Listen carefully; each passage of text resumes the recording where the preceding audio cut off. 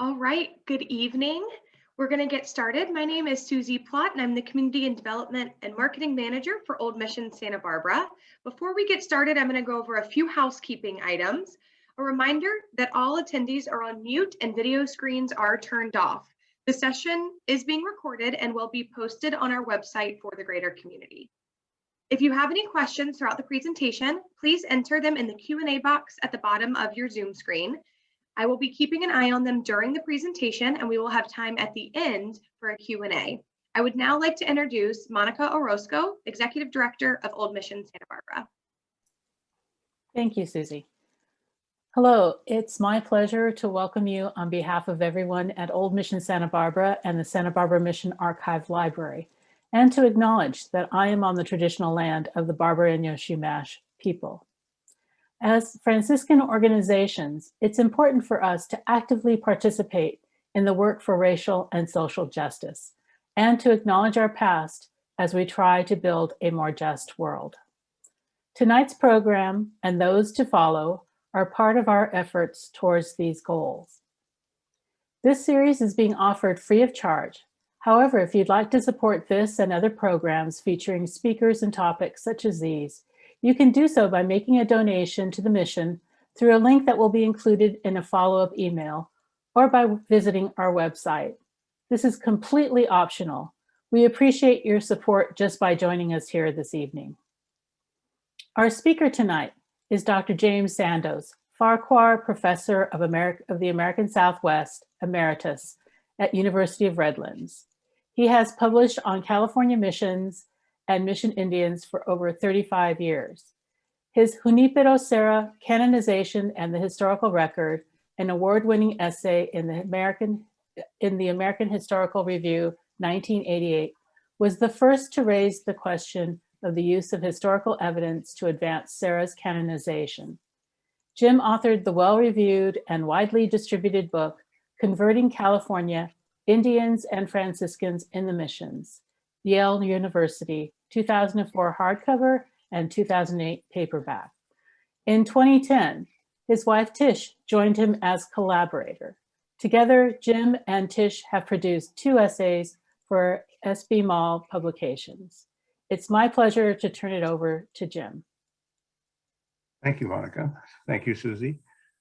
When I wrote Converting California back in 2004, a critical source of information about individual Indian lives had not then been made available. That treasure trove of data compiled by Stephen Hackle and his crew under the sponsorship of the Henry E. Huntington Library is the Early California Population Project, ECPP, which appeared online finally in 2006. That database, derived from the records kept by Franciscans at all 21 California missions, is available online and contains data on more than 101,000 baptisms, 27,000 marriages, and 71,000 burials performed by Franciscans in California from the beginning of the mission system in 1769 through 1850. Robert, also known as Roy Ritchie, was then director of research at the Huntington, and he gave his strong support for accomplishing this daunting but very necessary project. Thanks to the efforts of all who contributed to creating the ECPP, my talk today can include the stories of individual Indians in a way that I could not have done earlier. I think that in the course of my remarks, you will see how much more we can say about the California missions thanks to the ECPP. I deeply thank Old Mission Santa Barbara and the Mission Santa Barbara Archive Library and their incredible staffs, especially Monica and Susie, for inviting me to participate in this series. The rich holdings of the archives include documents, art, historic publications, letters, inventories, and much more. And they are absolutely invaluable in the scholarship and better understanding of early California history. The first image that you see is a sketch done by William Smythe, who was the official sketch person for the expedition of William Beechey, who came to Mission San Jose in 1826-27. What's intriguing to me about this image is that I think it's proposed what has been for many of us a conundrum. We are looking at an Indian paddling on his little individual float device, who is looking at Mission San Jose. and his back is to us. We know he's a mission Indian because he's clothed. But what does he think? What's his story? What is his life? I hope that by the end of what I talked to you about tonight, we'll see some individuals and get a better picture of it, that we won't always be staring at a back without ever getting a chance to understand the face.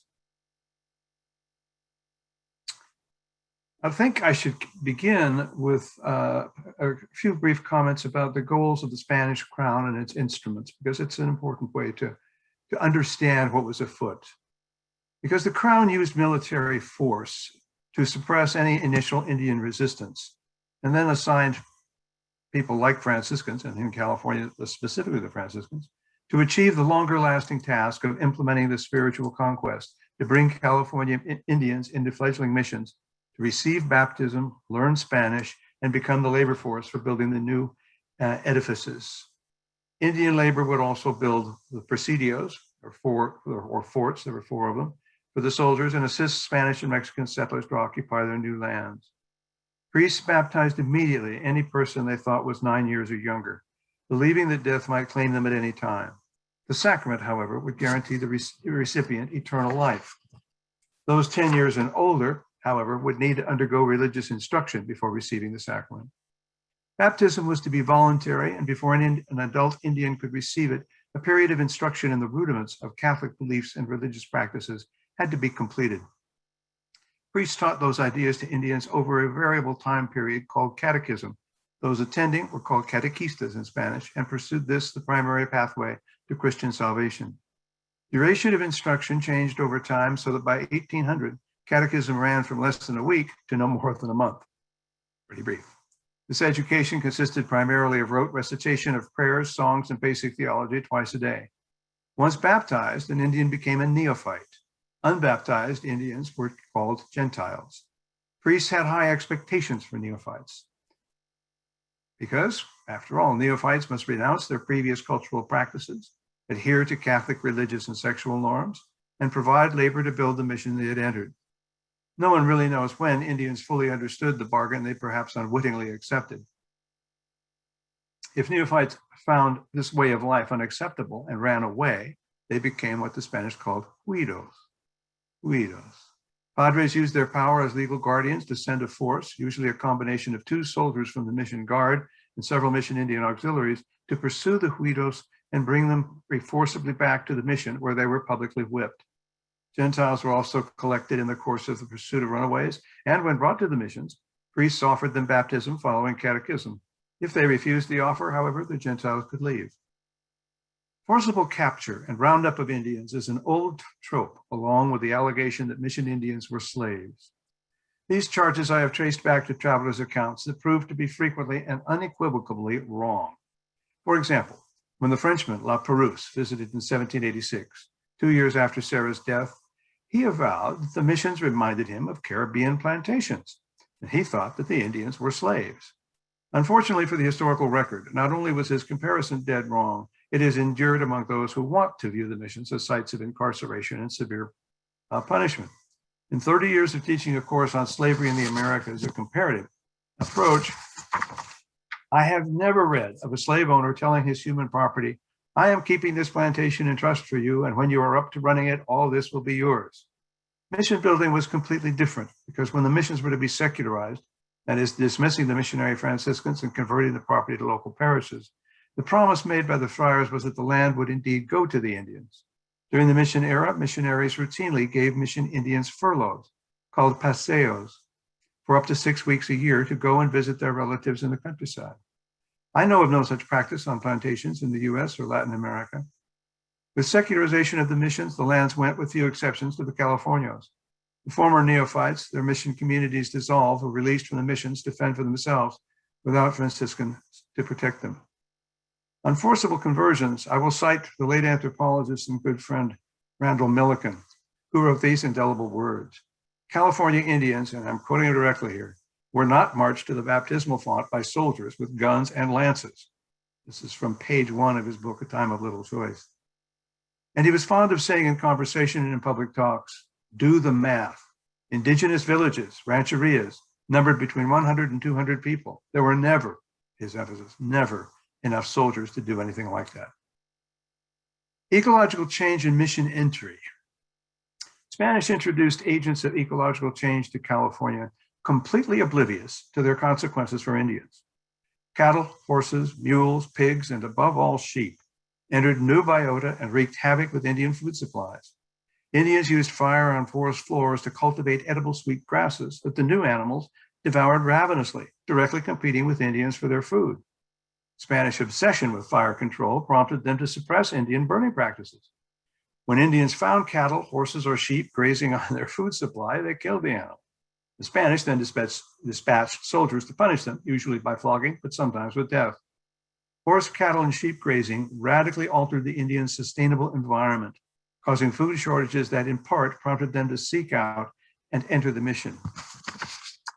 Well, I'm going to be coming up to looking at some images in just a couple of minutes that shows the complexity of mission in life, what I call a hiding in plain sight.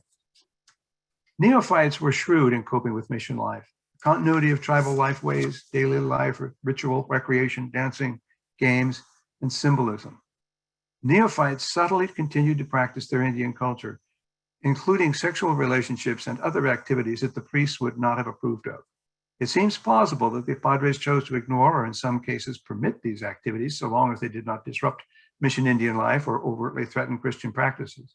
Sometimes, however, they did. For example, Father Fortuny wrote of an incident that resulted in the death of 2 young men at Mission San Jose in early September 1802. In the death entry, he explains that the young man had visited a dance hall, which he, Fortuny, much to his later chagrin, had permitted to be constructed, as he thought it would be safe and innocuous. That particular night, however, proved different. 2 young men died from consuming datura. Both were baptized at an early age and held important mission positions, removing them from their Indian culture. The boys likely had little experience with the drug and probably did not know that the lethal dose of the plant was only a tad less than the effective one. One of them had been Fortuny's personal page or servant for many years, and the other was a chichiguero, a person charged with the care of lactating mammals. And thank you, Rosemary, if you're watching, for your help with getting that translated and understood. The priest, Fortuny, clearly was devastated by the loss. Now what I want to do is move to some images. And at the very place that you're in, the Santa Barbara mission. My wife is being gracious enough to help me here by running the slideshow. This is obviously an idealized and romanticized depiction of the lavanderia. But the important elements here are pretty salient. You have primarily women working in the laundry, doing their washing and talking, chatting. It's a congregation place. You can see in front of the church, there's some men on horseback. There are doubtless Californios. There's other people on the steps. And this is a congregation place. And I think it's important that we keep that in mind because missions were not in any way closed off communities. And that's crucial. I then next want to look at some closer images of what's at the lavanderia.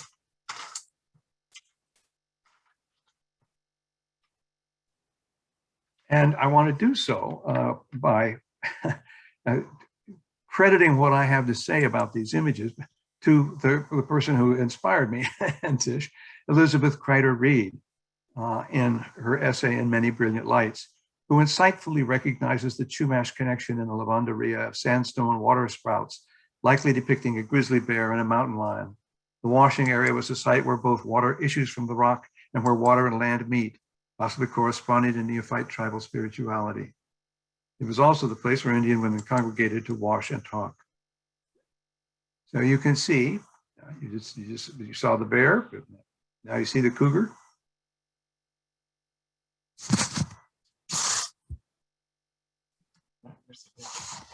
There's yes.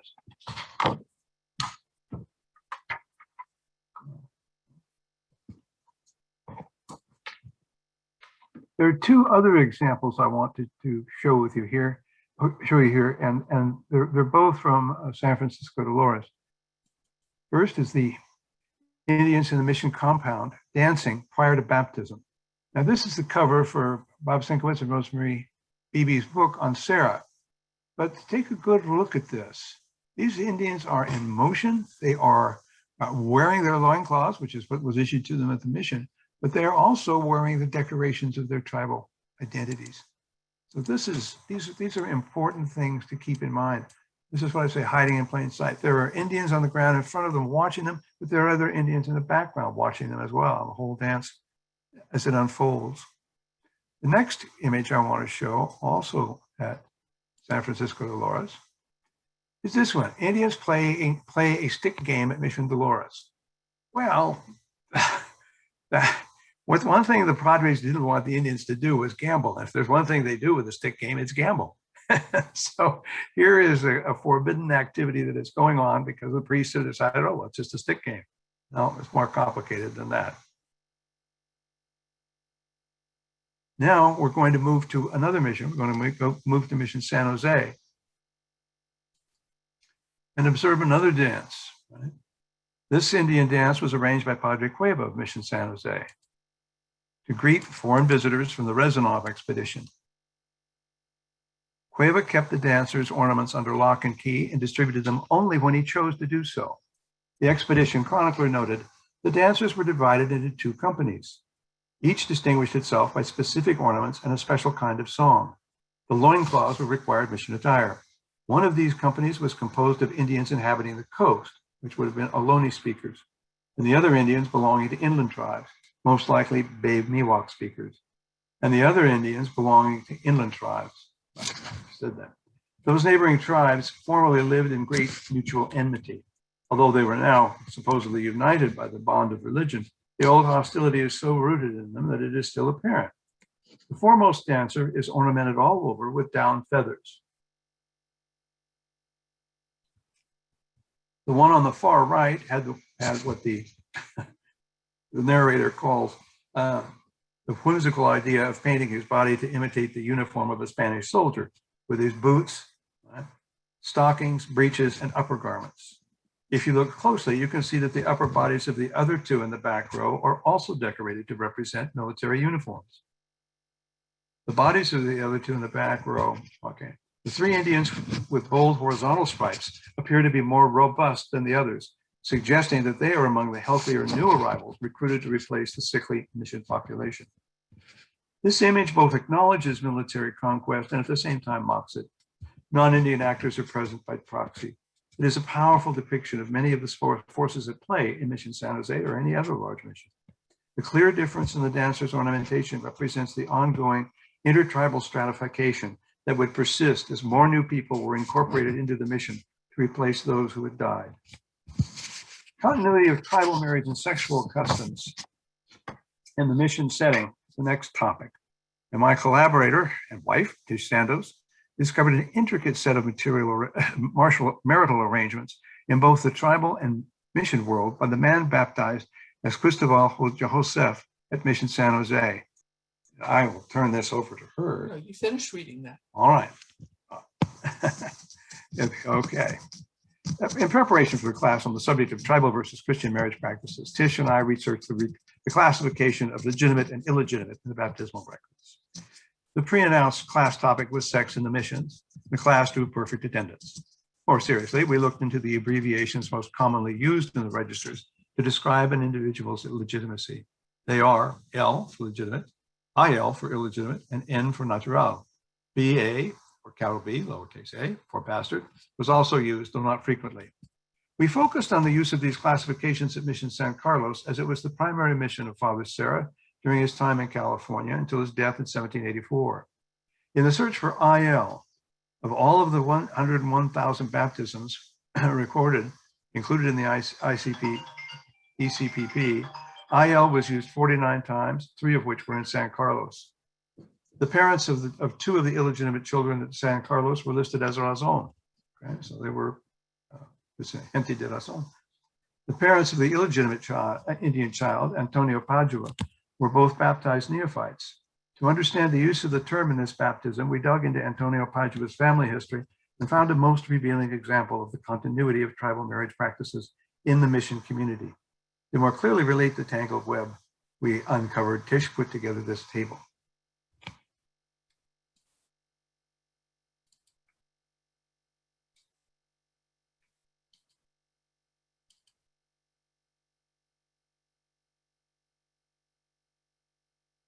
You need to explain it. It's too complicated Okay. for me. This is Tish in the background, and since I created this mind chart, I will explain what happened.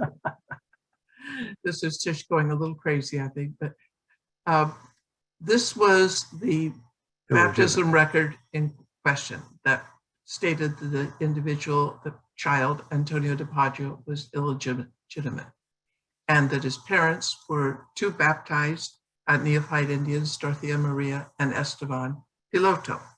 So we went from there. In the birth declaration, it had some surprising comments. First of all, Esteban Piloto was married. And it turns out he was married to Bernabella Maria, who was the sister of Dorothea. So we have the father's marital status, where he's described as adultery and incest yeah. with the husband of her sister. Yes. Sister being Bernabella. And the mother's marital status, we really had some search for that. And this was written, by the way, the entry was done, officiated and recorded by Father Sarah. She was described as suelta y sin marido. Well, that means, rough translation of suelta is loose. And one of the suggestions was loose like a stone in a ring. And sin marido means without, she's unmarried. Well, we initially got kind of excited thinking, wow, Father Sarah was so upset that he actually called her a slut. Well, we held from the temptation of presenting that to the class and did a little research and realized that this was a term Sarah, who was the main one to use this, would use in reference to young unmarried women. It simply meant that she was available and not married. So then we said, okay, so who are Bernabella and Dorothea Maria? What can we find out about them? And we found that in their tribal world, they both were tribal wives of Cristobal Joseph of Achasta, and they both had children with him. So having the same man as their marital partner was something that was part of their tradition. And he had a third wife, Delfina Jesus, who also had a child. And notice the villages. Yeah, and as we're here, I want to show the villages, that the three women were all from different villages, Tukutnat, Achasta, and Socorunda, all part of the Rumsen villages in the Carmel area, Achasta being the closest to Mission San Carlos. And if you notice the children, most of them are given the village of the father, though there's yet a different village introduced here in Chilat. Then we looked at what happened in the mission, the Christian marriages, because generally in the missions, after an adult is baptized, they frequently marry. And it turned out, of the three women, or did Cristobal marry one of the three, or yet another woman? Well, Delfina Jesus was chosen, and Delfina and Cristobal were married in 1773, shortly after his baptism, after her baptism, and not long after his.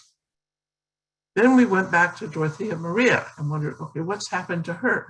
Well, and Bernabella. Their records both said that they had been repudiata, and we kind of felt sorry for them. Oh, they'd been rejected.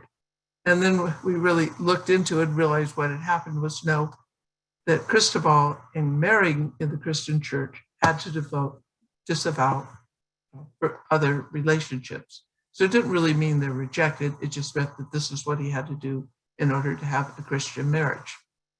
So we wondered, okay, well, what happened to Dorothea Maria over all these years?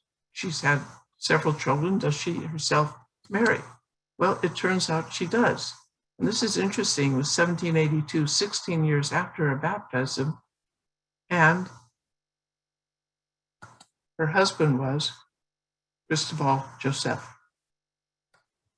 So, what do you see there? You see that, yes, this group came in, they accepted baptism, but they continued their tribal form of marriage. Yeah, thank you. The ending of the story with the marriage of Dorothea Maria and Cristobal Joseph is really not surprising. They began their adult lives in a communal marriage and most likely continued to enjoy that relationship as long as they were anywhere near in contact. What I want to turn to now is the subject of Hoyas.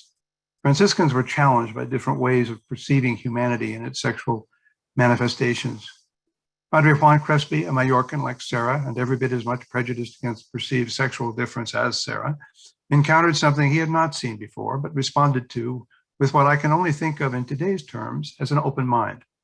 While traveling through the Chumash area from Malibu to San Luis Obispo in 1769 and 70, he observed, "We have seen heathen men wearing the dress of women. We have not been able to understand what it means, nor what its purpose is. Time and understanding of the language, when it is learned, will make it clear." Sarah always criticized Crespi for his poor command of Spanish, probably because Crespi was a fervent advocate of his native tongue, Mallorquin, and Sarah's comments about him indicated that the father president thought him a country bumpkin.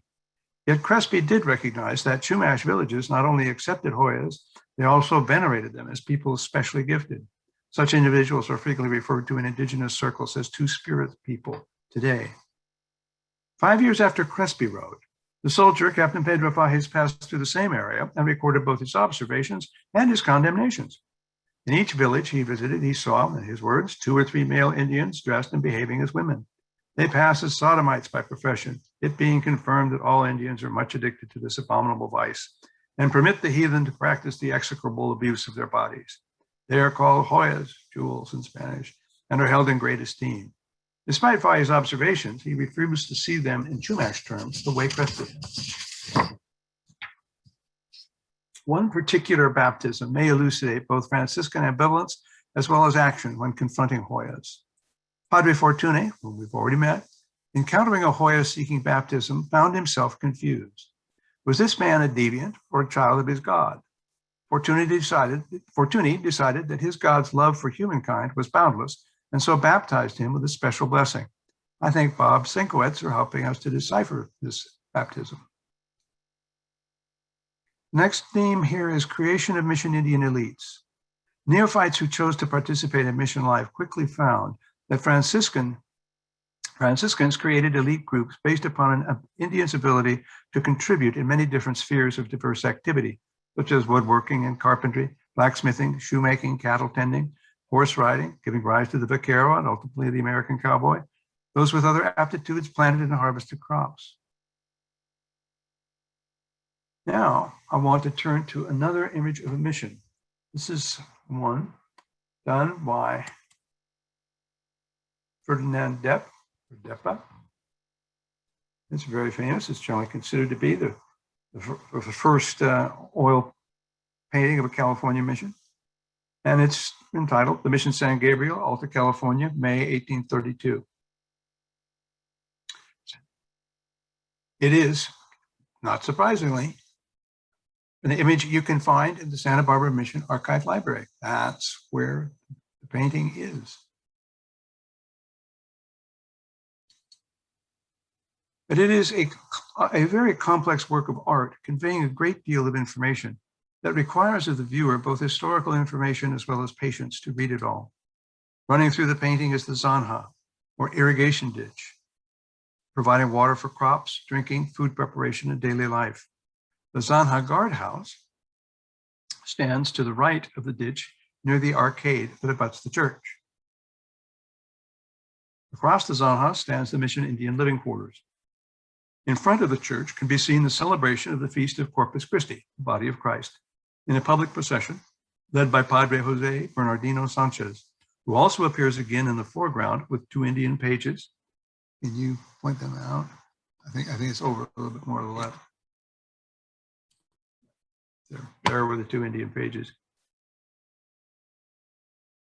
who, judging by their fancy red attire, are choristers. The priest is talking to the well-known trader, James Scott, a very well-drawn, canonical shaped thatched Indian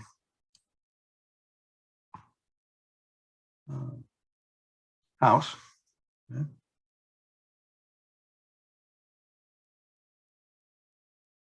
This thatched dwelling dominates that foreground, capped by an opening to let the smoke escape from a domestic fire burning below.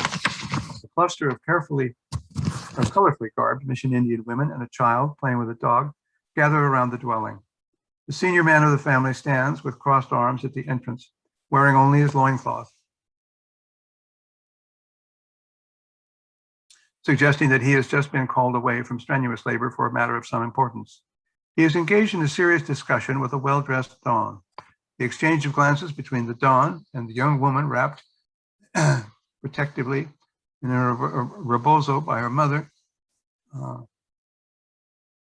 hints that a marriage offer may be in the future. The handsome young Dawn has been identified as the well-known mayordomo of San Gabriel, Claudio Lopez. Unfortunately for a tidy study, that does not work. Claudio retired from his post some years earlier and would have been at least 80 years old at the time of the painting.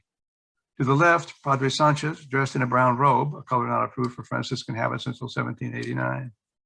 The secular scenes in the foreground are unified with the religious procession by the two Indians just beyond the Indian dwelling, looking out towards the procession. One is apparently a Gentile, as he is naked and kneels. The other a neophyte in a loincloth.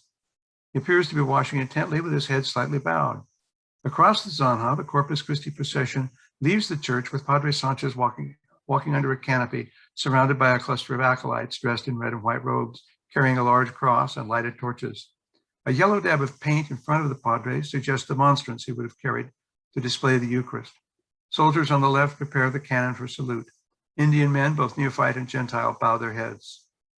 Depa was a naturalist, and his specific detail in his depictions records for the viewer, permits the viewer to attest the many layers of mission life. Padre Sanchez's presence in two different mission settings tells us these are two different days. The one on the right is a religious day. The one on the left is a secular day, as we see Indians at work in the fire bargaining with a trader. Among other messages, Depa is conveying the diversity and porosity of life in the mission with a mixture of religious, secular, and tribal ways. Mission San Gabriel was certainly not a cloistered compound.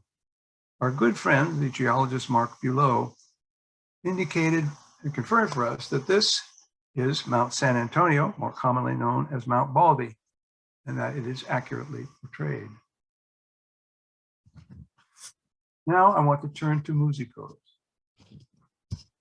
To the Franciscans, one of the most important areas of Indian skill cultivation was their individual ability to replicate European sound and song. If individuals could do that to priestly satisfaction, then they could participate in the choir. Again, I turn to my collaborator and wife, Tish, who did much of this sleuthing. We have studied the choir at Mission San Jose most extensively, and of the 27 musicos, we have identified 21 of them, or 78% of the total, as orphans, orfanos in Spanish. Musicos tended to be long-lived and hard-working. Musicos also learned to play European musical instruments. As you can see here, this is Padre Duran leading Santa Barbara Orchestra. And those musical instruments were as varied as flute, violin, mandolin, cello, guitar, clarinet, and trumpet, along with bell ringing. When they mastered those skills, priests identified these people explicitly as musicos in their entries. These men, we found only one recorded woman in our research, were invaluable to the priests for their contribution to the Mass and in praising the Christian God. Musicos were also involved with the Padres in other activities, such as assisting at catechism, going out in the field to baptize those near death when the priest could not leave the mission, and leading prayer groups among those neophytes who continued to live in their own villages. An important Indian leader at Mission San Jose, Cayetano, chose Aniceto, a musico, to give a solemn oration for Cayetano's brother because of Aniceto's fluency in Spanish. It was probably the first Indian statement at a funeral, according to Padre Fortuny, who conducted the service. Aniceto stood as a godparent at baptisms 285 times, and as a witness at wedding 200 times. He also served as Maestro de la Musica, meaning that he chose the music performed in the High Mass sung on Sundays. Musico spouses contributed to the religious endeavor by acting as godparent at baptism and as witness testigo much later in the mission era at weddings. Quick example from Mission San Jose will illustrate. Fermina, the wife of Bruno, who only served once as a godparent and never as a witness, acted as godmother 77 times from 1818 to 1820. Micaeus stood as godparent twice. His wife Lorenza acted as a madrina 20 times. Aniseto's brother Silvestri was a musical. His wife Perpetua was the first Indian woman at Mission San Jose to serve as a witness at weddings, 66 times between 1833 and 1834. Her service ending with the secularization of the mission was probably not a coincidence. Perpetua and her husband were later recorded as moving to Rancho San Lorenzo, where Silvestri was written about in a local journal as being well-known and respected musician, performing at local events. It was also noted that he could read and write. Musicos, together with their spouses, were important contributors to the evangelical effort, enjoyed high status in the mission, and in their roles as godparents and witnesses, bonded newly arrived tribal Indians to mission life. The final example of a mission leader is Anacleta, who stood for 519 baptisms. She and her husband Ursino were in charge of the milling operation at Mission San Jose. Several sources, including an inventory in the Santa Barbara Mission Archive Library, state that an adobe dwelling with tile roof was built for the millers next to the mill. The previously mentioned artist, William Smythe,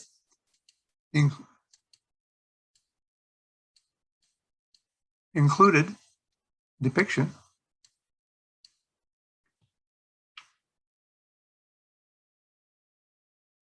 of it. The musicos and their families did enjoy special privileges. They certainly didn't escape the personal hardships brought about by mission life. Lucas, a musico, and his wife Carlota had a child who tragically died in his sleep while trying to nurse and choked to death. Padre Duran recorded how sadly, undeniably, the couple felt over their loss. Their human and humane pain and suffering, along with those of others, brings us to our next theme. Did you just point it out? Well, you've got the hand there. Okay, my voice is here. This would have been the Miller house right here. And Tish likes to think that these are Anacleta and Ursino. The impact of disease in the missions. Spanish evangelization and colonization unleashed unintended consequences upon the indigenous population of California, just as they had in every other part of the Spanish Empire in America. I want to focus on the biological disruption for California Indians. Spanish brought to the Americas a disease pool that combined their historic exposure to the diseases of Europe, Africa, and Asia, against which they had developed immunities over time, but against which indigenous populations had no defense whatsoever. Ecologists label such newly induced experiences virgin soil epidemics, and historically they have resulted in the deaths of hundreds of thousands, if not millions of people. Spanish-introduced disease took a few years after contact to manifest itself, but once present became a continuing and changing scourge. At Mission San Carlos, for example, 37% of all newborns died in their first year, and 43% of those who survived the first year died before their 5th birthday. And here I'm citing the work of Steve Hackle, Children of Coyote. Perhaps the most vicious of these diseases has been the least studied, syphilis and its fellow traveler, gonorrhea. These contagions brought to California by Spanish soldiers and Baja California Indians, themselves heavily infected, spread quickly among the indigenous population of Alta California. Padre Ramon Olbes, writing from Mission Santa Barbara in 1813, 27 years after the mission's founding, observed in his words, the most pernicious disease and the one that has afflicted them most here for some years is syphilis. All are infected with it, for they see no objection to marrying another infected with it. As a result, births are few and deaths are many, so that the number of deaths exceeds births by 3 to 1. This was the case throughout the mission system. Honorato, the only listed case of a person who died from syphilis, Calico was called, at Mission San Jose, was a twice married man who fathered 2 children, the first of whom died 3 days after birth, and the second died at 8 months. While there were few specific register references to syphilis, 37 hits for Gallico, there are repeated references in the registers that suggest the affliction. Being part of the elite did not erase the suffering of mission's life. Pastora, one of the most active godmothers at Mission San Jose, standing for 354 baptisms between 1811 and 1831, was likely afflicted by the tragedy of the disease. The death entry for her husband, Macario, a trusted vaquero with the responsibility of managing the horse and cattle herds, states that he was found drowned in a shallow ditch, suffering from dementia, likely caused by syphilis. The critical question here is, how did this disease affect the missions and which populations suffered most from it.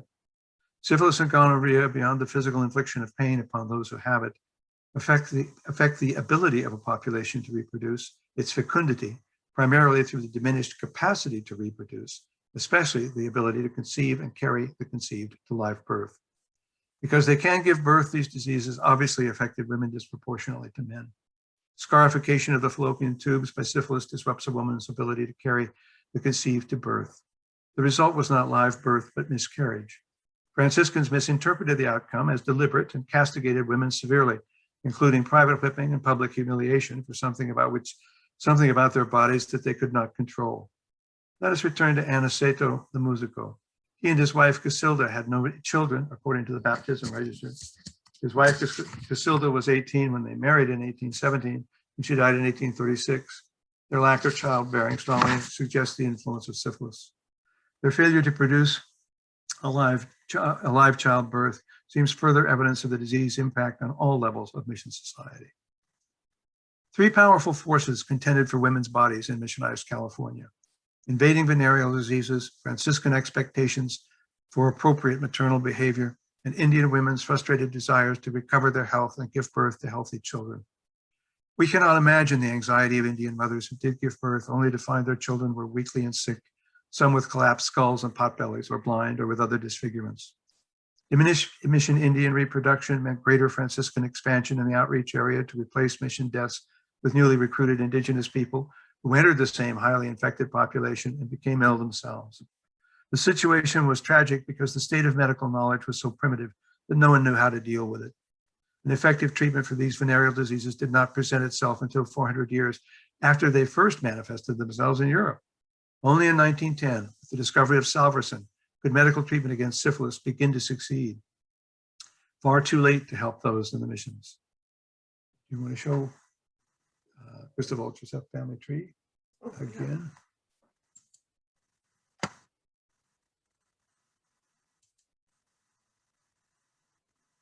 Here's Christopher Joseph's family tree, again, to suggest the spread of syphilis.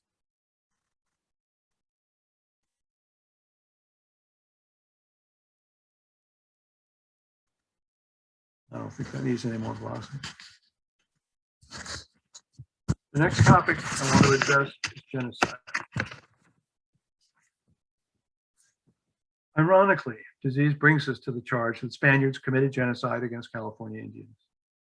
This allegation began with Kerry McWilliams, a journalist active in Southern California from the 1930s to the 1970s, who decided to tell the mission story not from the Franciscan perspective, but it's his words, but from the point of view of the real parties in interest, namely the Indians.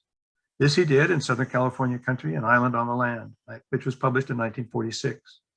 Using emerging information about German domestic policy against Jews, he attacked the missions in terms that have been salient in some quarters ever since. In his words, with the best theological intentions in the world, the Franciscan padres eliminated the Indians with the effectiveness of Nazis operating concentration camps. You can find that on page 29. In a single sentence, McWilliams internationalized the mission experience in an invidious way. Sarah's headquarters at Mission San Carlo and Auschwitz were the same. Since McWilliams saw the missions as concentration camps, then it logically followed that to him, mission Indians were slaves. The United Nations Convention on the Prevention and Punishment of Genocide, created in 1948, 2 years after McWilliams wrote, defined genocide as, and I quote, acts committed with intent underlined, to destroy, in whole or in part, a national, ethnical, racial, or religious group as such. McWilliams ignored Spanish intentions in colonizing and missionizing California and focused only on the consequences of contact, falsely linking the Spanish-induced unintended death toll to Nazi deliberate exterminations. I'd like to conclude with a Franciscan appreciation of Indian contributions to the religious enterprise. The following is a note on a death record of an Indian named Narciso, whom Padre Narciso Duran had known since the boy's baptism in 1809. 22 years later, on December 20th, 1831, he wrote, I gave the body of Narciso Solvon, the second word being his village or rancheria, an ecclesiastical burial. He died late yesterday after an agonizing illness of many years, which he appears to have endured with the greatest acceptance. Over the course of the illness, he received the holy sacraments of confession, viaticum, and extreme unction 2 or 3 times, all with Christian edification. Sinkto has informed me that means strengthening the faith of those who witnessed this. Could he have been a victim of syphilis? I would say likely. He had been a page, a musician, a nurse, and alcalde. In each of these roles, he conducted himself in a manner that was irreproachable. He was of great service in the spiritual conquest, and for many souls, he was an instrument of salvation. May God grant him the comfort of eternal peace as a reward for all of his travails. Padre Duran came to California with a prejudice against Indians that many missionaries felt. Indians were lazy, filthy, lying, and deceitful, engaged in sexual behavior forbidden by the church, were frequently unreliable, and on and on. This encomium reveals two underappreciated aspects of missionization: the impact of Indian behavior in persistent pursuit of the religious goal of the missions, and the priestly ability to modify their prejudices when encountering Indians who seemed to convert and rendered faithful service. When secularization came, Duran labored hard and unsuccessfully for Indians rather than Californios to get the mission lands. He failed, but he gave it his very best effort. Both missionaries and neophytes converted their radical encounters into new relationships. The mission era was a time of radical change, in which Franciscans sought to impose their religion and lifeways on California's native peoples. In this presentation, I've addressed the questions of forced roundups to bring Indians into the missions, genocide, the question of Indian slavery, ecological and biological change, and the interaction of priests and neophytes in building mission communities. What I have not been able to do in this time is to speak to Indian resistance to these changes, a subject that needs to be better known and acknowledged. I will end with a retrenchment observation by the cartoonist Harry Bliss.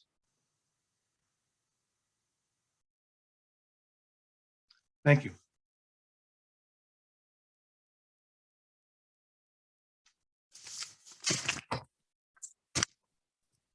Thank you so much. Jim and Tish, if you'll stop sharing, we will do a little Q&A. Thank you, perfect. So if you have any questions, we have a few already, so I'll start there. But if you have any questions, please enter them in the Q&A box at the bottom of your screen. So the first question is the image of Father Duran with mission orchestra of the period? It seems fanciful in the variety of instruments. Yeah, it is fanciful, and no, it's not from the era. I've forgotten the person's name. He's very famous. Harmer, I think, is the person who did the sketch. Yeah, it was not of the period. It was an attempt at the period, but it, you know, I'm sure what Harmer did was look at whatever had been in an inventory. There may have been all of those instruments at one time, but you know, they got broken, they disappeared. But yeah, but that's a romanticized view. Perfect, thank you. The next question is syphilis not an American disease rather than one that was brought to the Americas from Europe? Yeah, I'm not going to give you the half-hour answer on that. Nobody wants to listen to it. The most recent thinking is that it is something that came from the Americas and spontaneously mutated once it got to Europe, and then came back with European settlement. That's the most current thinking on that, but it's almost impossible to pin it down precisely. Thank you. Another question here says, I love the section on Los Músicos in your research. Do you have any evidence of women participating in choirs of the missions? And if so, in what ways? There was a heavy pressure to have men. Sarah would have preferred an all-male choir. He wasn't a fan of men and women singing together in church. He thought that, you know, Christ was surrounded by men, so that's what we should have in our churches. And the musicos were those who were instrumentalists, and they complemented those who were simply did the vocals. So the combined choir would consist of musicos as well as vocalists. We think in the work we did at Mission San Antonio de Padua that the two priests there decided to cheat and use women because the music that was produced there calls for sopranos, and there were no male castrati in California. So who else could have done the singing? Who could have hit those registers? Perfect, thank you. So the next question is, tell about Gaudiosa. Yeah, Tish is reminding. At San Jose, we did find one woman listed as a musico. Her name is Gaudioso, and she was married to another musico. But that's all. She didn't live very long. We don't have any reports of what happened. Interesting. They did exist. I'm sorry, I couldn't hear you. I said, no, it's very interesting. So Yeah. Another question says, how does the soldiers and the Indians relate to each other? Usually not very well. The soldiers had invariably had a propensity to rape Indian women. Sarah was as angry as all get out about that, protesting, but the commander of the troops didn't want to publicly flog, one of his soldiers for this, rape. No, because then that would cause the Indians to think that the soldiers could be hurt, and this would lower the security forces in the colony. So the relations with them by and large were not good. Sarah was always at loggerheads with military commanders, and Sarah's one of those people who strikes me as always thought he was the smartest man in the room. And maybe most of the time he was, but he certainly didn't like to, he was no fan of winning friends and influencing people, let's put it that way. Somebody has asked, could you please list some of the titles that you referred to in your lecture? And I'm wondering if that's something that you have, maybe it's something I can send out as a follow-up, or. I could compose one. Yeah, I can do that. Send it to you, and then you can distribute it as you see fit. Yeah, I can definitely do that. Perfect. Jim and Tish, thank you for this incredibly rich and concise discussion of the California mission. It is amazing how much deep research you have shared in 45 minutes. One question, can you say again how syphilis may have affected the life of Cristobal Jose and his wives and children? Well, yeah. If he were infected, and she would then, if those wives would become infected, and they would be passing it on to their children. So yeah, they're doubtless short-lived people. Speaking of another disease, somebody mentioned smallpox became treatable in the early 1800s. Did the Californios do enough to help the Indian population at that time? Not really, because the Californians weren't particularly interested in it. The Californians by and large did not have anywhere near the type of affection for Indians that the Franciscans mustered. So they saw them as a labor source, and they weren't particularly interested in. They weren't particularly skilled either at having a way to treat smallpox, but. Yeah, there's a famous narrative of a guy who claims he he vaccinated all kinds of people. He's one of the bigger liars in the in the memoirs and recollections category. His last name is Pattie, P-A-T-T-I-E. Well, and so this is a little bit of a follow-up question in regards to the relationship with the soldiers, but in also a relationship and the relationship of the California Indians. How were the conflicts and relationships with the Spanish government officials and the missionaries?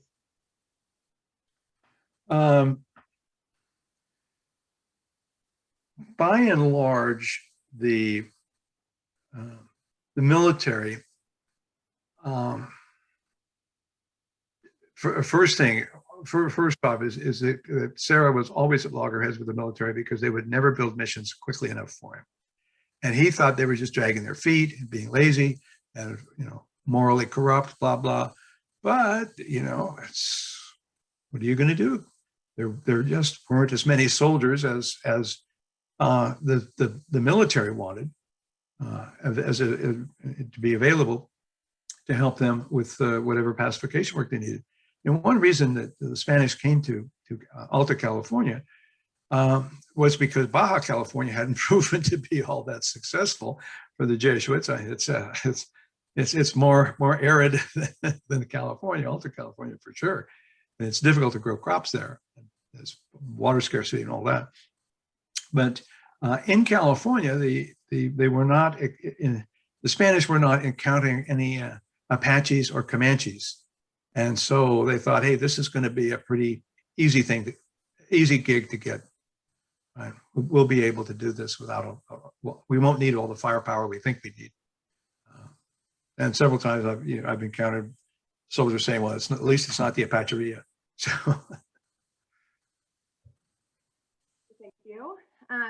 Here's another question. It says, you said the Indians would go out and recover fugitives. Would they be from different rancherias from the people being stalked? Frequently it was a mixed bag. It depended on where they were. If the mission population was large enough, then they would try to get people from the rancherias, where the runaways would go to.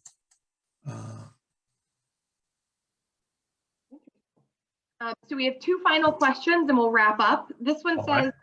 Can you and your wife talk about your research process? I love your teamwork. She loves our what?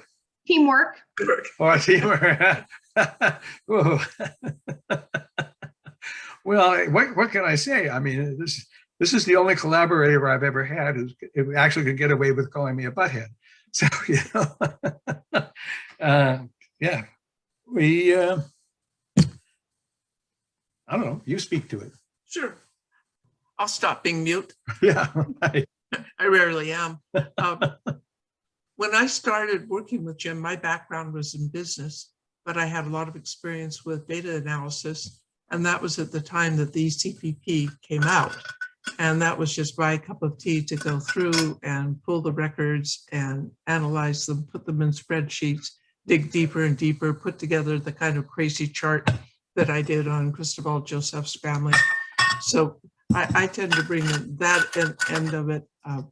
And I also developed a subfield in mapping. So I'm able to do a lot of, using ArcPro, do a lot of the mapping. Jim's the document guy. Wonderful. We're happy to have you here tonight with us as well.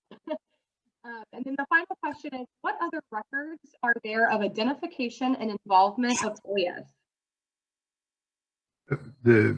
I didn't hear the last part. What other records are there? Records for Hoyas. Oh, of Hoyas. Oh, they're usually in baptismal records, and you can do a global search and put in Hoya, and you can find where they're noted, and that is all available online in the ECPP. Wonderful. Well, thank you so much for your presentation. Wait, I'll go a little further. That it's usually not listed in the standard categories like Eagle's legitimacy, date of birth.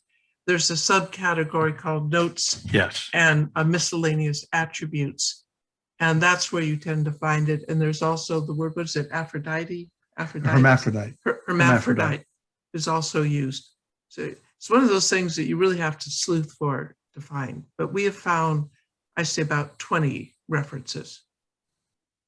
Well, we have definitely learned tonight that the two of you are very good at sleuthing. So thank you both for being with us tonight and putting together this wonderful presentation. And thank you for inviting us. Yes, thank you. And thank you all for attending tonight. And we look forward to having you at the future sessions. Thank you. We look forward to being the audience. Yes, we do. Thank you.